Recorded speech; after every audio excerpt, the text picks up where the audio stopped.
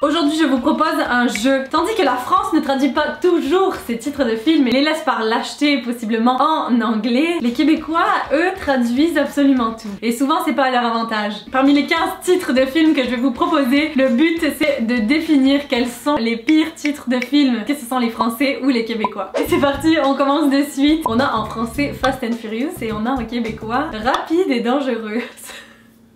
Sérieux, je comprends toujours pas pourquoi au Québec vous tenez tant à traduire, parce que Rapide et Dangereux, ça fait pas très film d'action américain, hein. Pour celui-là, je donne le point aux Québécois. Le pire titre de film sérieux, Rapide et Dangereux, je pense qu'il me fera toujours rire. On a un film culte qui est Hangover en anglais. La traduction française est Very Bad Trip et en québécois, c'est Lendemain de veille. Hangover, ça veut dire tout simplement qu'on est lendemain de veille, gueule de bois. Je viens de voir aussi que lendemain de veille, ça se dit en Belgique. À tous mes amis belges, salut! Vous voyez que le Québécois et le belge sont quand même assez similaires. Very Bad Trip, je trouvais ça super cool comme titre en France. Au niveau de la traduction anglophone, je pense que Lendemain de veille c'est le titre de film le moins pire, donc je dirais que pour ce point-là, va à la France pour Very Bad Trip. On a ensuite en anglais The 25th Hour. La traduction en français c'est donc la 25e heure et les Québécois ont décidé d'appeler ça 24 heures avant la nuit.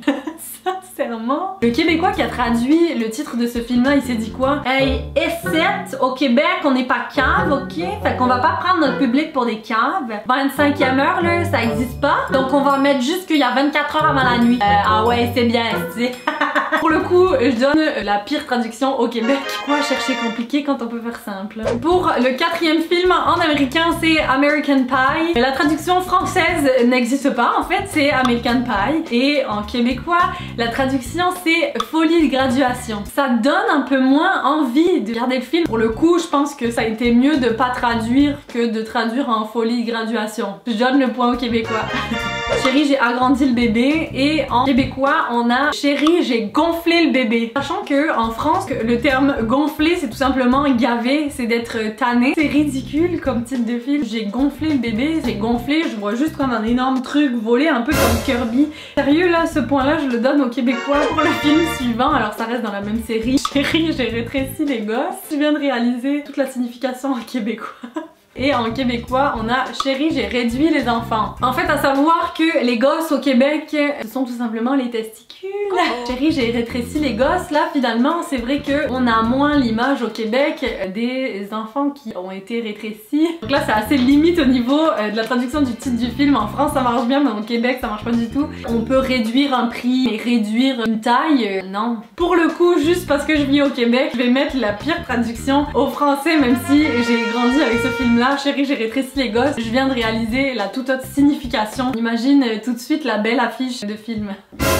On a en anglais Chicken Run, qui est un film animé. En français, aucun effort, le titre du film reste Chicken Run. Mais en québécois, toujours dans l'originalité, on a Poulet en fuite. Poulet en fuite. Quoique, c'est réellement le principe du film, hein, notre poulet qui court, Mais j'ai quand même un mot à dire aux traducteurs de films au Québec. Peut-être course-poursuite de poulet, course de poulet, ça pourrait aller si on veut absolument tout traduire. Alors encore là, en France, il n'y a aucun effort qui est fait, mais pour le coup, je donne le point encore au Québécois. On continue avec une série de films que j'adore. En anglais, c'est Final Destination.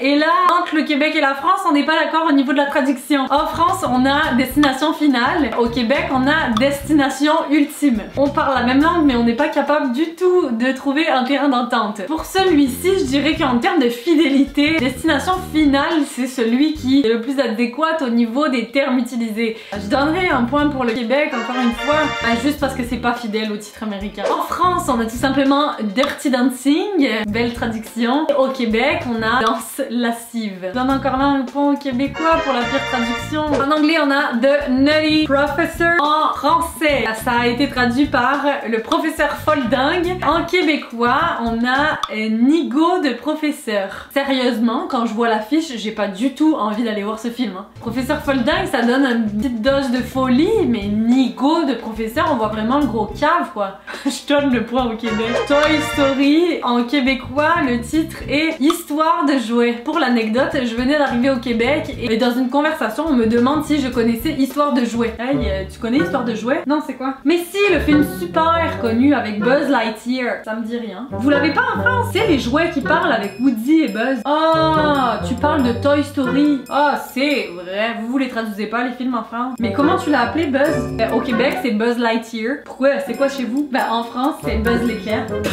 Mais Buzz au Québec, il dit bien vers l'infini et au-delà. Quoi? Ben non, pas du tout. Chez nous, c'est vers l'infini et plus loin. Grande surprise pour moi de savoir qu'un film culte de mon enfance a tout simplement perdu toute sa crédibilité en quelques secondes. Là, je vais donner encore une fois le point aux Québécois, alors que le nom de Buzz l'éclair n'a même pas été traduit. Ensuite, on a un nouveau film qui est Inglourious Basterds. En France, on dit tout simplement Inglorious Bastards. Au Québec, c'est, accrochez-vous, le commando des bâtards. Ce que j'adore, c'est que sur la fiche du film, il y a écrit Brad Pitt est un bâtard. Ouf. Alors, je vais donner un point encore aux Québécois. On dirait un film de chien. Ensuite, on a le film anglais Failure to Launch. En français, la traduction est Playboy à saisir. Et en québécois, c'est Faux départ. Le mec qui a traduit ça en France devait être complètement drogué. Alors lui, c'est un putain de beau gosse. Allez, on va l'appeler Playboy à saisir. Ça va marcher. Box-office direct. Donne le point français. Ensuite, on a Train Spotting, qui est tout simplement de regarder comme les vaches le train passer. En français, à notre grande surprise, le titre est Trainspotting.